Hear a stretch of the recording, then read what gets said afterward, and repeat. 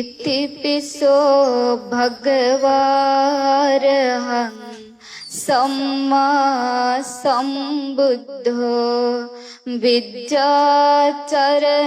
संपन्नो सुगतो लोकविदु अनुत्तरो पुरुष धम्मसारथिः सत्ता देव मनुष्यानां बुद्धो भगवति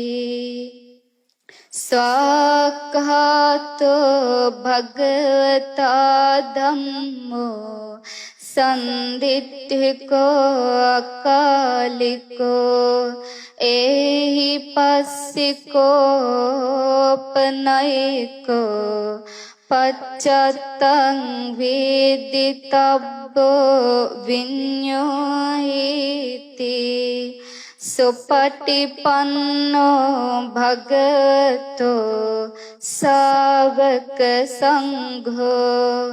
उज्जुपटिपन्नो भगवतो सावक संघो न्यायपटिपन्नो भगवतो सावक संघो सामीचिपटिपन्नो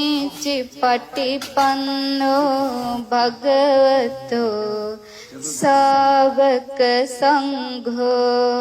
यदिदं चत्वारि पुरुषयुगानि अतः पुरुष पुग्गला एष भगवतो सावक संघो।